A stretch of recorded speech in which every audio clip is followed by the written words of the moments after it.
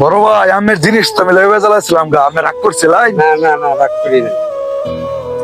বড় ভাই রাগ করে নাই, ঠিক আছে। বড় ভাই জিনিস লই আমি দৌড় দিচ্ছিলাম, না বড় ভাই জিনিস রাগ ঠিক না, অবশ্যই আমের জিনিস আমের দিয়ে দিই। মানে সারাদিনে কিরকম মানে বিক্রি করতে পারেন বা কি আসল বিষয়, সংসার কেমন চলে? চলে মোটামুটি। মোটামুটি চলে না?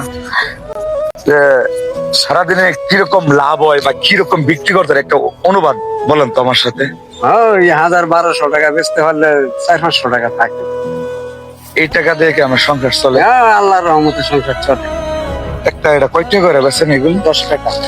যা নিব তাই 10 টাকা, বাদাম 10 যেটাই টাকা, নিবেন সেটাই 10 বুড়ো 10 টাকা, বাদাম 10 টাকা। 10 টাকা। এটা টাকা বড় এর না? 10 টাকা। খুব সুন্দর। এতেও 10 টাকা, আম সত্ত্বেও 10 টাকা। আসলে ব্যবসাটা খুব কঠিন পরিশ্রমের ব্যবসা।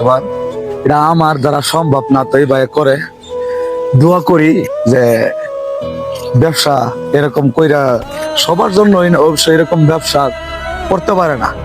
আল্লাহ আমার তরফ থেকে, আমি কি বলবো, আমার মতো ভাষা নাই। যেরকম ভাবে এক সময় মানুষ কখন কি হয়ে যায় কেউ বলতে পারে না।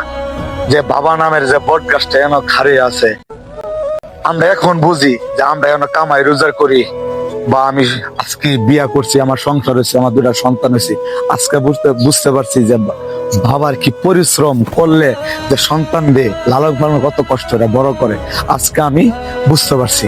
তবে আপনার কাছ থেকে কিছু কিনা লইয়া যায় বলতে আমার কাছে তেমন একটা টাকা নাই, তবে আমি একটা আবদার করছিলেন যে 100 টাকা, আমি 100 টাকায় দিলাম, ঠিক আছে? ঠিক আছে।